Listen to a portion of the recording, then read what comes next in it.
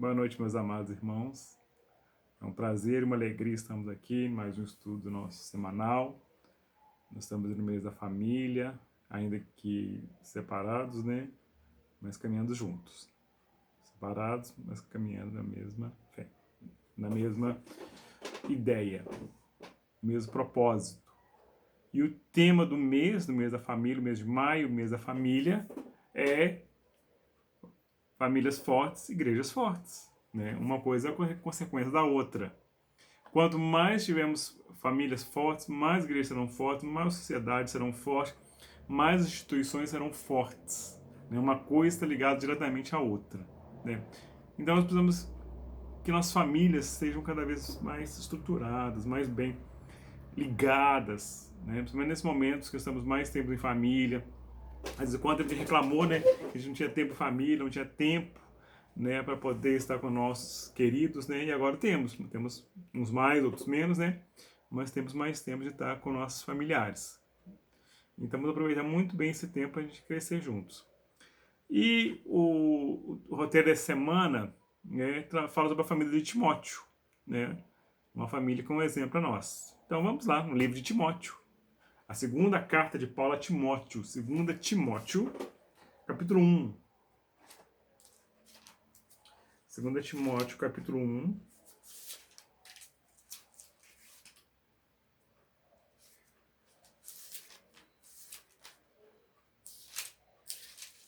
E fala o seguinte. 2 Timóteo 1,5. Achou aí? 2 Timóteo 1,5. Lembro da sua fé sem fingimento, a mesma que primeiramente habitou em sua avó Loide e em sua mãe Eunice. E estou certo que habita também em você. Amém? Vamos orar, Senhor nosso Deus, nosso Pai. Nós colocamos esse estudo neste momento nas mãos do Senhor, pedindo a tua direção, a tua graça sobre nossas vidas. Nós precisamos muito do Senhor. Precisamos da direção, abençoa esse grupo.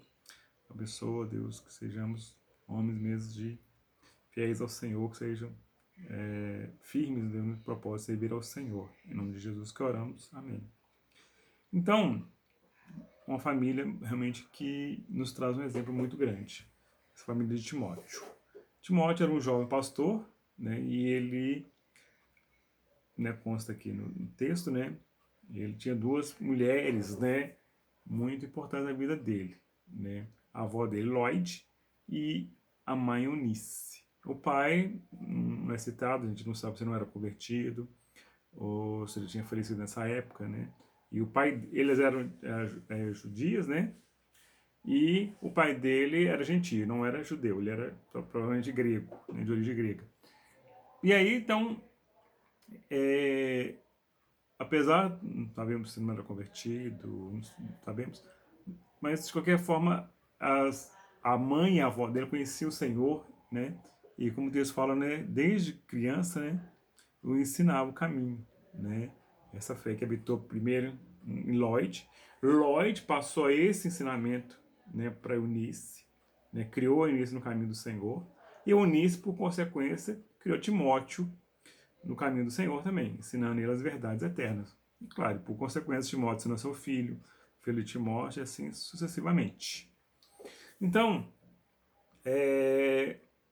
Timóteo tinha duas mulheres tão piedosas, tão importantes, que Paulo destaca elas aqui. Olha só, Paulo cita elas nominalmente. Olha, você teve uma avó que foi uma bênção à sua vida, uma referência à sua vida, Lloyd. Você teve uma mãe que foi uma bênção, uma referência à sua vida, sua mãe Eunice. Então, a igreja do Senhor também precisa de avós, pais, né, tios, né, avós, pais, mais tios, e por aí vai, que passa esse legado, né, para o seu filho, que passam uma geração para outra, né, o conhecimento do Senhor, o conhecimento da palavra do Senhor. E isso é fundamental, né, porque nós sabemos o texto, né, de Provérbios 22, 6, ensina a criança no caminho que deve andar e quando for velho não desviará dele. Né? Então o papel nosso é ensinar. Claro, a decisão vai ser dele, futuramente se ele vai seguir ou não, aí a decisão é pessoal, é ele com Deus. Mas o texto, né, de Provérbios fala, ensina a criança, né?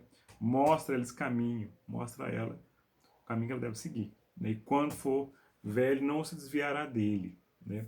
E isso é muito importante, né? Isso é fundamental. E também, nós vimos ali que desde jovem, né, ele era criado nos caminhos do Senhor, né? E, e entre os judeus isso era muito comum, né? Desde pequeno, né, desde essa idade lá, com 5, 6, 7 anos, já começava a ensinar a palavra de Deus, já começava a ensinar o caminho do Senhor, né? Então, à medida que ele ia crescendo, né, claro, ele ia aperfeiçoando mais, né, aprofundando sobre as escrituras, né, e até muitos chegavam na idade adulta, né, tornavam-se mestres da lei, tornavam-se rabinos, tornavam-se sacerdotes, né, religiosos profissionais, vou falar assim, né, mas, ou não, às vezes ia outra carreira, mas desde criança ele tinha aquela formação, né, aquela formação importante, a formação da palavra de Deus. Então nós devemos passar, né, para os filhos, netos, né, assim, sucessivamente, esse caminho, essa palavra. É o que fala o Salmo 145. Abre sua Bíblia aí, no Salmo 145. O Salmo 145. Tem um texto que fala sobre isso.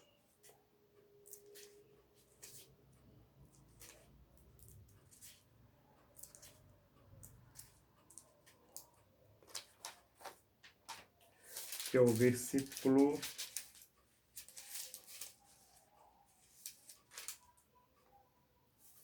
4. Salmo 145, versículo 4. Diz o seguinte: uma geração louvará a outra geração as tuas obras e anunciará os seus poderosos feitos. Né? Outra tradução fala: uma geração contará a outra geração as suas obras poderosas, seus poderosos feitos. Então, cada geração vai passando para o bastão da fé.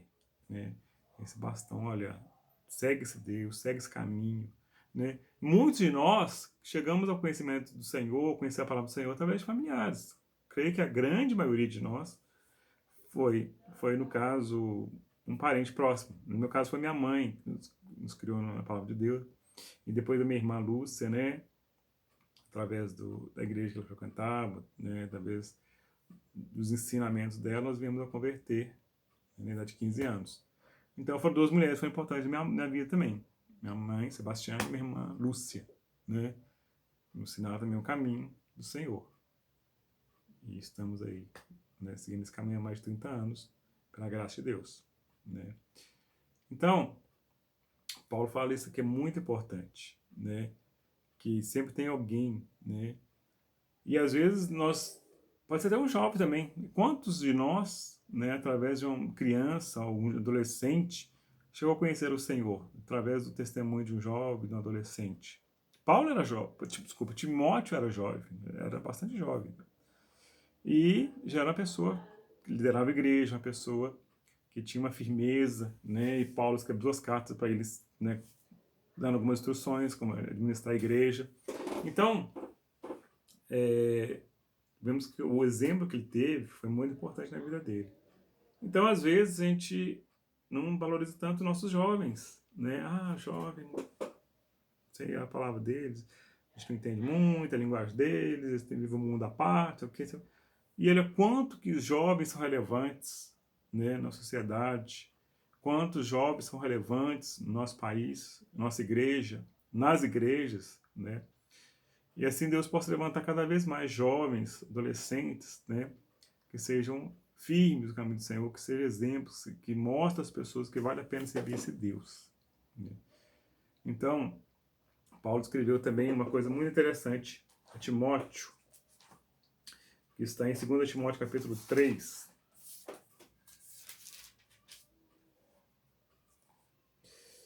Segundo Timóteo capítulo 3, versículo 14. 2 Timóteo 3, 14. Quanto a você, permaneça naquele que aprendeu e que acredita firmemente, sabendo de quem você o aprendeu. E desde a infância você conhece as Sagradas Letras, que pode torná-lo salvo para a salvação pela fé em Cristo Jesus. Né? Então, certamente, Eunice e Lloyd ficaram muito felizes com o professor que Timóteo tinha, que era Paulo, né? Porque, né, talvez na época o melhor professor que ele poderia ter tido, né? Era o apóstolo Paulo. E talvez, né, certamente, né, para a mãe e para a avó, né, ficaram muito orgulhosos, né, desse, desse ensino, né? Então, às vezes, a gente preocupa muito que tipo de legado, que tipo de herança vai deixar nossos filhos, né? A gente, às vezes, luta, né? E não é um problema nisso, né? Claro. Que tipo de coisa vamos deixar nossos filhos, né? Ah, vou deixar uma casa para meu filho, vou deixar um dinheiro para meus filhos, né? Mas o melhor legado, melhor herança que a gente para nossos filhos chama ensino, chama educação, né? Chama bom exemplo, né? Uma boa criação. E principalmente, né, o melhor exemplo que a gente pode deixar aos nossos filhos é conhecer o Senhor, é amar o Senhor. Né? Então seja a nossa oração, né, o nosso desejo, né, nossos filhos, né, tem esse legado. Olha, meu pai, minha mãe, meu avô, minha avó foram pessoas abençoadas, pessoas de Deus, pessoas que abençoaram a sociedade, pessoas que foram bênçãos na minha vida, foram bênçãos na vida de outros, né, na vida da sociedade, né? Foram pessoas que deixaram um exemplo, né? Quando a gente recordava, talvez, do seu avô, da sua avó, do seu pai, da sua mãe, você vai recordar com boas lembranças, claro, na falta deles. Olha, meu pai, minha mãe deixou tal exemplo, tal ensino, né? Me mostrou o caminho que eu devo seguir. E isso um dia nós louvamos a Deus, né? Que nós possamos aprender com a família de Timóteo, né? Que é uma família pequena, né? Nós vimos. Mas deixou uma história tão bonita que 2000 anos depois nós estamos falando deles, né? Olha só o legado que deixou, né?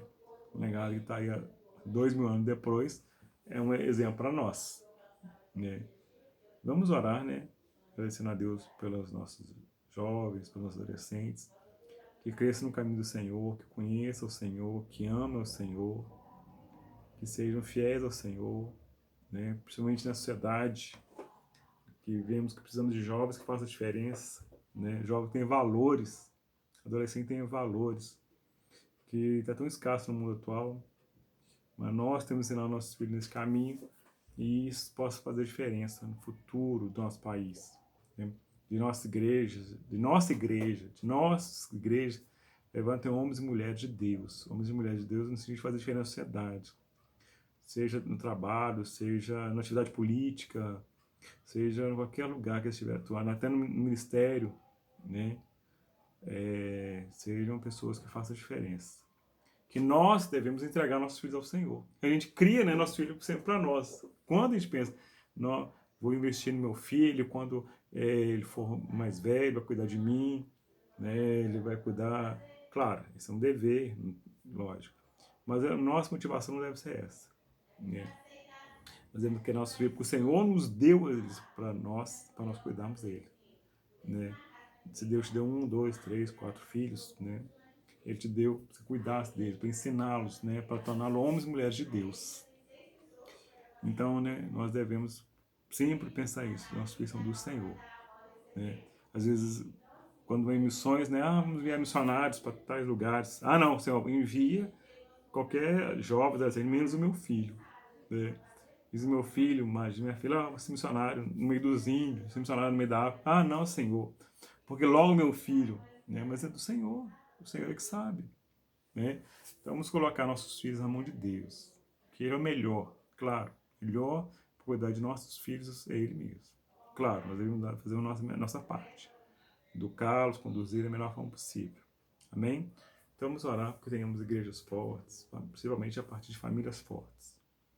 Ó Pai de amor, muito obrigado por essa palavra que podemos meditar nessa noite, por ensino que podemos ver do Senhor, por esse exemplo, ó Deus, que na família de Ló, de Eunice, depois de Timóteo, que era uma família que procurava dar os caminhos do Senhor, e assim seja nossas famílias. Abençoa cada jovem, cada adolescente, nossa igreja, para que cresçam no caminho do Senhor, sejam luz onde eles estiverem, sejam bênção onde eles forem. Muito obrigado por nossos filhos, nossos netos, que o Senhor nos deu. Muito obrigado. Possamos ser luz, possamos ser exemplo, possamos ser referência na vida deles.